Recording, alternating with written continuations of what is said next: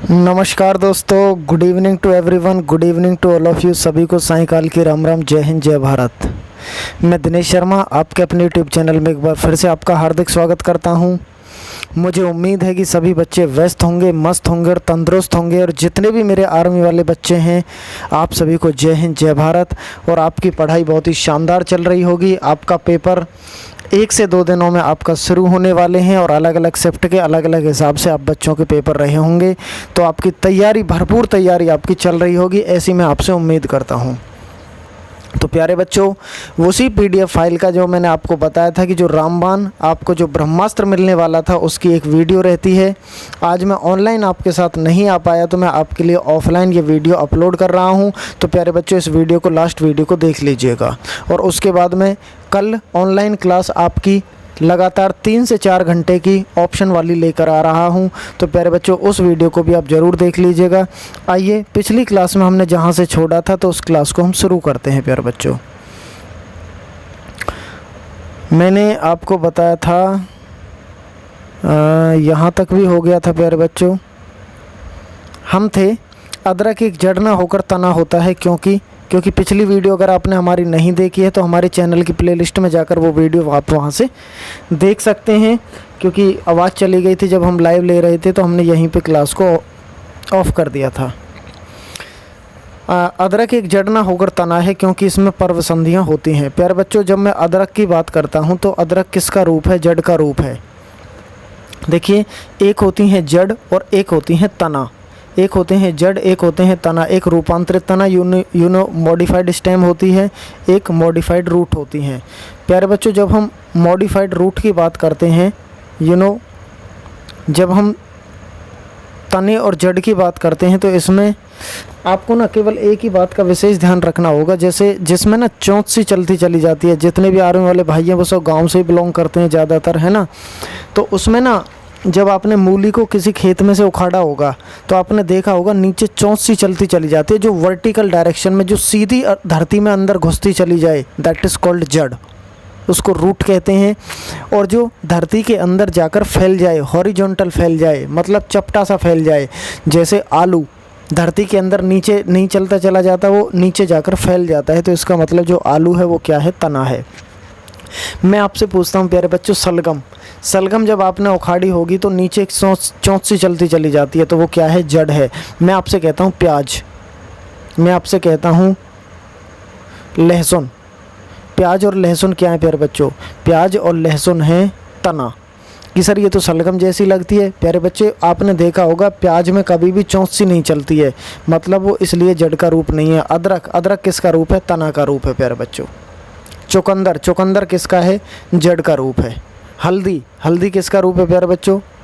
तना है, क्योंकि फैल जाती है नीचे जाकर। क्लियर है? अगले क्वेश्चन की तरफ हम बढ़ते हैं प्यारे बच्चों। पौधे जो अपना भोजन स्वयं बनाते हैं वो क्या होते हैं? स्वपोषी होते हैं, ऑटोट्रोपिक उनको कहते हैं।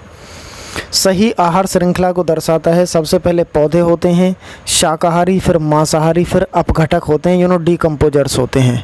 क्लियर है? कुनैन प्राप्त होती है सिनकोना से, मैं पहले भी बता चुका हूँ। कुनैन एक दवाई होती है जो मलेरिया के लिए होती है। मादा एनाफ्लीज मच्छर के काटने से मलेरिया होता है। मलेरिया के लिए कुनैन दवाई मिलती है, और कुनैन दवाई सिनकोना के वृक्ष से प्राप्त की जाती है। अगले क्वेश्चन की तरफ बढ़ते हैं प्यारे बच्चों। किस प्रकार के पौधे रेगिस्तान में पाए जाते हैं? मरुद्भिद। मरुद का मतलब ही क्या होता है? मिट्टी। पौधे की आयु की गणना वार्षिक वलियों को गिनकर की जाती है प्यारे बच्चों। हीमोग्लोबिन का मुख्य घटक क्या होता है? लोहा। जो सबको रक्त दे सकता है उस रक्त का वर्ग क्या होता है? ओ होता है। और जो सबसे ले सकता है उस रक्त का वर्ग होता है AB। असल में जब थोड़ा सा एडवांस क्वेश्चन पूछ ले, एनए वाले बच्चों के लिए एक खास वीडियो होने वाली है प्यारे बच्चों। O negative is a universal donor, but AB positive is a universal acceptor, जिसको सर्वग्राही के नाम से जाना जाता है। कौन सा विटामिन पानी में घुलनशील होता है? Vitamin B। इसमें दे रखा है प्यारे बच्चों, वैसे विटामिन B और C ये पानी में घुलनशील होते हैं।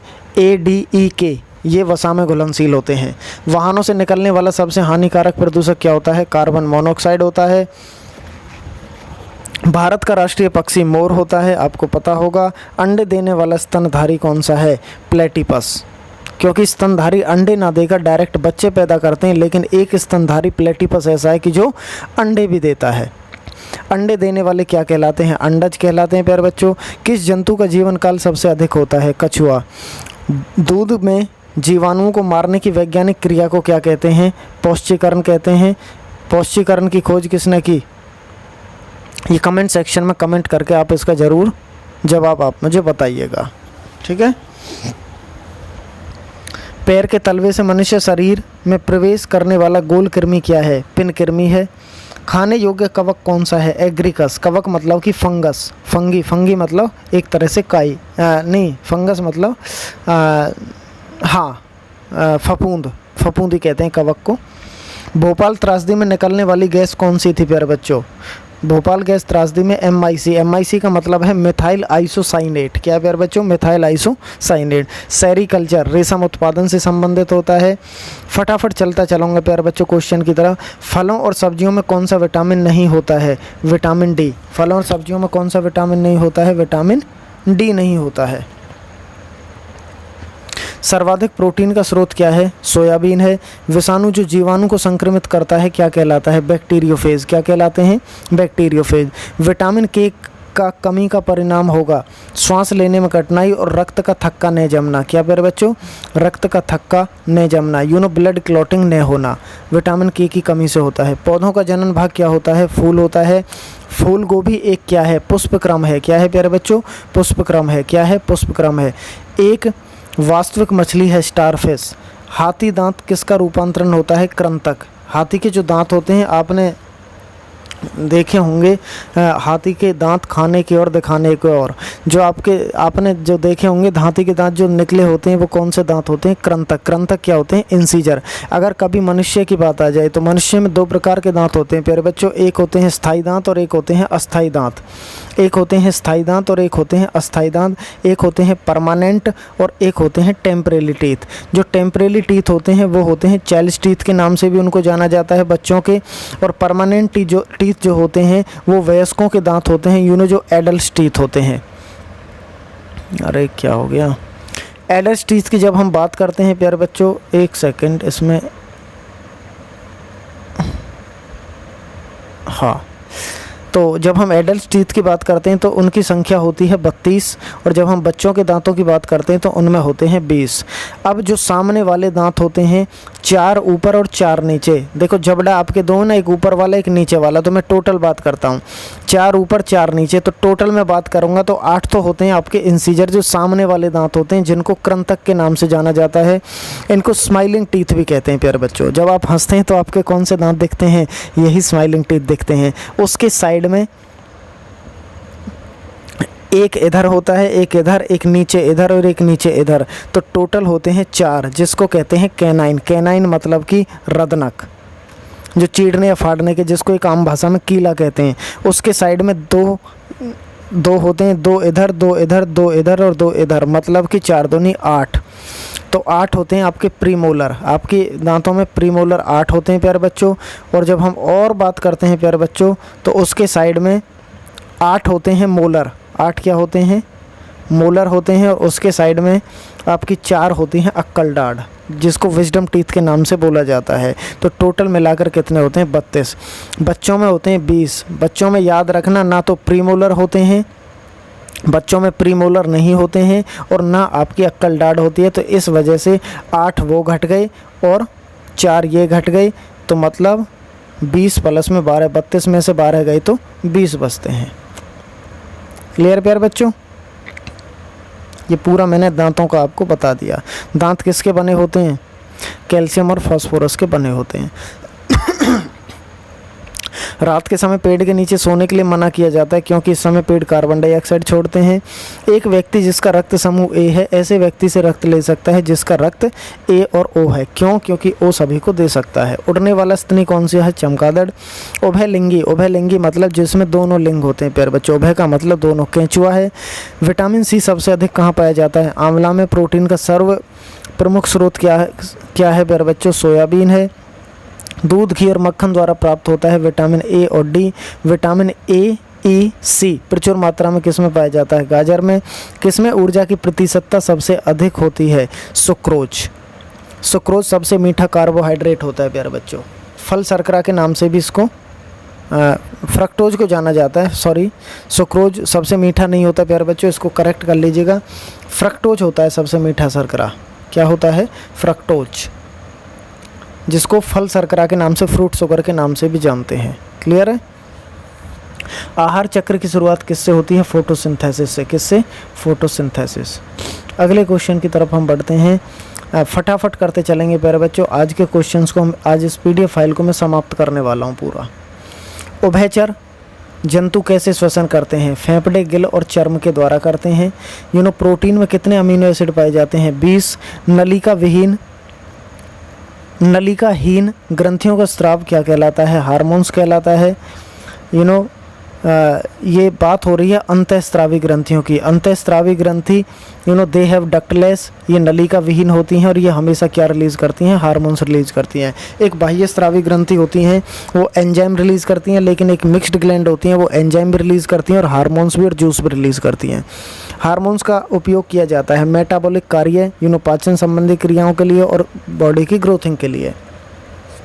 DNA कहाँ मौजूद होता है? न्यूक्लियस में होता है। लेकिन क्वेश्चन आ जाए कि न्यूक्लियस के अलावा कहाँ DNA मौजूद होता है, तो प्यारे बच्चों वो होता है सेल के माइटोकॉन्ड्रिया में।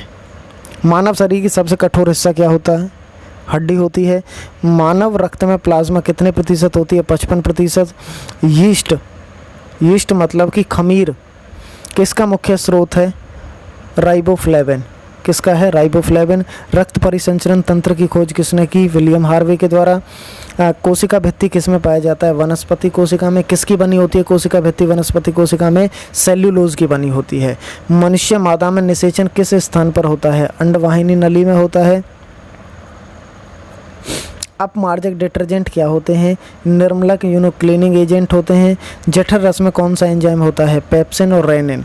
जठर रस पेट में 2 एंजाइम पाए जाते हैं, पेप्सिन और रेनिन। पेप्सिन प्रोटीन का पाचन करता है और रेनिन दूध की जो प्रोटीन होती है, कैसीन प्रोटीन, उस कैसीनोजीन में चेंज कर देता है।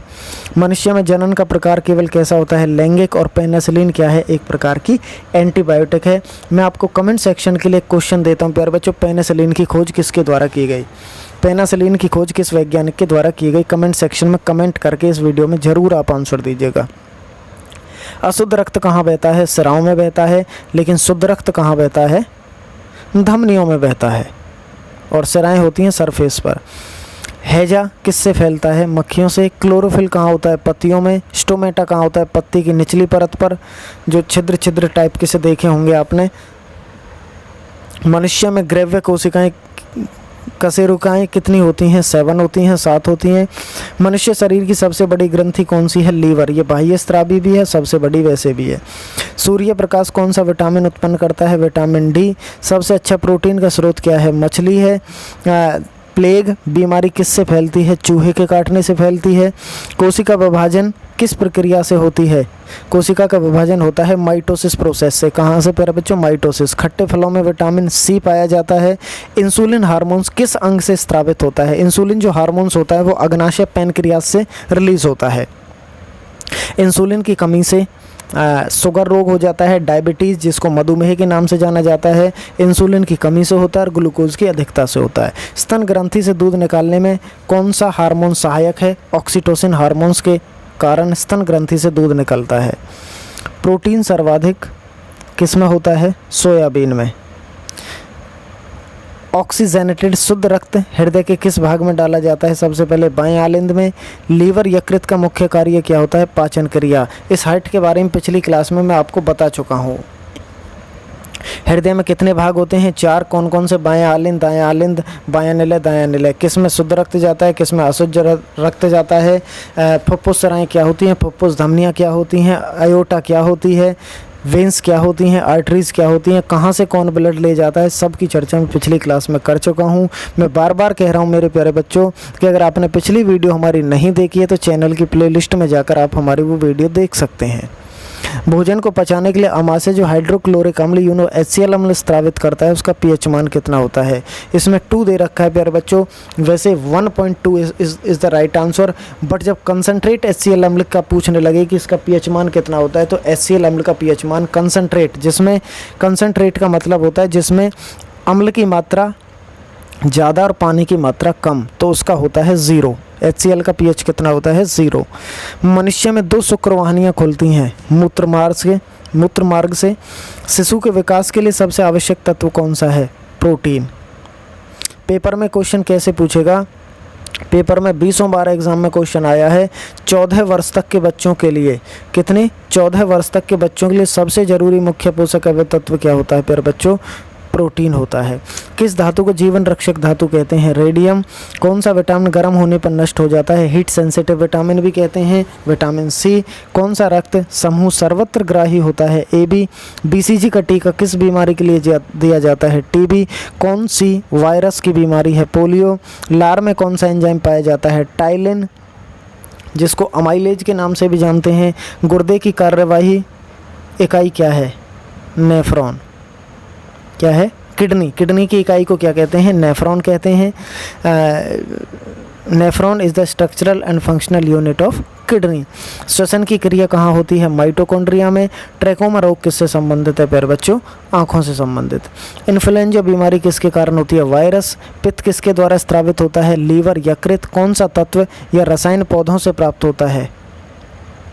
क्यूनिन। कौन सा प्यारे बच्चों? क्यूनिन। कौन सा एक जंतु कोशिका है? अमीबा। शरीर की एक सबसे मजबूत हड्डी कौन सी है? जांघ की है। फीमर। चाय किसके कारण अच्छा उत्तेजक है प्यारे बच्चों? कैफीन। चाय के अंदर कौन सा उत्तेजक पदार्थ पाया जाता है? कैफीन। और कॉफ़ी के अंदर भी कैफीन। कभी कभी चाय में थीन भी लिखा मिल जाता है तो वो भी ऑप्शन सही होगा, लेकिन थीन और कैफीन दोनों है तो कैफीन आपको आंसर लगाना है। और तंबाकू के अंदर होता है निकोटीन। टर्नर सिंड्रोम में पूरक गुणसूत्र कितने होते हैं प्यारे बच्चों? 45। टर्नर सिंड्रोम जो टर्नर सिंड्रोम होता है प्यारे बच्चों उसमें 45 गुणसूत्र होते हैं, टोटल 46 होते हैं, तो एक कम हो जाता है, एक एक्स ख़त्म हो जाता है। ये केवल Turner syndrome found in only female. मनुष्य के शरीर में हड्डियों की संख्या कितनी होती है? 206। घेंगा रोग किसकी कमी के कारण होता है? आयोडीन। मछली सांस किससे लेती हैं? गिल्स से लेती हैं। अब हम बढ़ रहे हैं प्यारे बच्चों अंतिम क्वेश्चंस की तरफ। ये इस PDF फाइल के अंतिम क्वेश्चन है। ये जो ब्रह्मास्त्र मैंने आपको दिया है प्यारे बच्चों, इनके अंतिम क्वेश्चन यहाँ पे चल रहे हैं, ध्यान से बने रहिएगा वीडियो में। तंबाकू में मनुष्य को हानि पहुँचाने वाला पदार्थ कौन सा है? निकोटीन, अभी बताया था। चेहरे में कितनी हड्डियाँ होती हैं? 14। और कान में कितनी होती हैं? 6। मस्तिष्क के ऊपर कितनी हड्डी होती हैं? 8, जिसको क्रेनियम कहते हैं। और गले में हड्डी होती है 1। तो कुल स्कल खोपड़ी में टोटल हड्डियां होती हैं 29। 6 और 1 7, 8 7 15, 15 और 14 29। क्लियर है? विज्ञान की किस शाखा के अंतर्गत मानव त्वचा का अध्ययन किया जाता है? डर्मेटोलॉजी। कौन सी बीमारी हवा प्रदूषण के कारण होती है? अस्थमा। एक फूल के आवश्यक अंग क्या होते हैं? पुंकेसर और जायांग। पुंकेसर ये नर भाग होता है, जायांग ये होता है फीमेल पार्ट। पुंकेसर को एंड्रोसियम और गाइनोसियम के नाम से जाना जाता है। इसको पिस्टल के नाम से भी जाना जाता है जायांग को। क्लियर है प्यारे बच्चों? पुंकेसर नर भाग है, जायांग फीमेल भाग है। मनुष्य में आमतौर पर पाया जाने वाला कवक रोग क्या होता है? रिंगवॉर्म होता है। एक साधारण मनुष्य में खून की मात्रा कितनी होती है? 5 से 6 litre, 7% of the body weight. बृहदांत्र बात करते हैं बड़े आंत की। लार्ज इंटेस्टाइन का मुख्य कार्य क्या होता है? पानी का अवशोषण। जितनी भी लिक्विड फॉर्म चीज़ होती है उनका अवशोषण करना होता है। पेनिसिलिन प्राप्त कहाँ से किया जाता है? नील हरित कवक से। मैंने आपको कमेंट सेक्शन में कमेंट के लिए जवाब दिया था कि पेनिसिलिन की खोज किसके द्वारा की गई। किसे शक्ति का भंडार कहा जाता है? माइटोकॉन्ड्रिया को। किसको कहा जाता है? माइटोकॉन्ड्रिया को। एक स्वस्थ व्यक्ति का तापमान 98.4 डिग्री फ़ारेनहाइट है, तो इसका मान सेल्सियस पर कितना होगा? तो 36.8 मैंने आपको बताया था प्यारे बच्चों। और C-0/100 बराबर F-32/180 और K- यहाँ पे लिख देता हूँ मैं, समझ जाना। k माइनस बराबर में है सब 273/100। ये एक इक्वेशन होती थी प्यारे बच्चों, और ये इक्वेशन मैंने आपको बताया था कि कैसे निकालते हैं।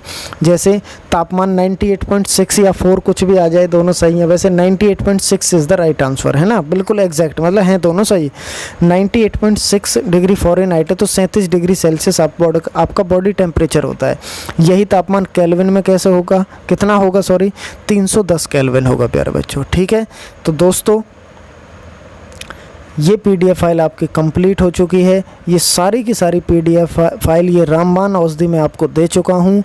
अब ये मैं कह रहा था आपसे कि ये ब्रह्मास्त्र आपको मिलने वाला है, तो प्यारे बच्चे इन क्वेश्चंस को समझ लीजिएगा। वीडियो एक बार नहीं, 2 बार नहीं, 4 बार आप देखिएगा, सुनिएगा, कान में लीड सोते सोते लगा लीजिएगा, क्योंकि एक दिन आपका बचा है प्यारे बच्चों। मैं आपसे यही कहूँगा कि इन क्वेश्चंस को आप रट दीजिएगा। यहाँ से भर भर के क्वेश्चन आपको मिलने वाले हैं, हर एक शिफ्ट में आपको क्वेश्चन मिलने वाले हैं। जो भी बच्चे जिस भी एग्ज़ाम की तैयारी कर रहा है, चाहे वो आर्मी GD है, चाहे क्लर्क है, चाहे टेक्निकल है, चाहे NA है, चाहे ट्रेडमैन है, आपको हर किसी को यहाँ से क्वेश्चन देखने को मिलेंगे, हर शिफ्ट में क्वेश्चन देखने को मिलेंगे। तो दोस्तों ये था हमारा क्वेश्चंस का ब्रह्मास्त्र। लेकिन अंत में मैं आपको एक खुशखबरी देने वाला हूँ। अब आपका एक अंतिम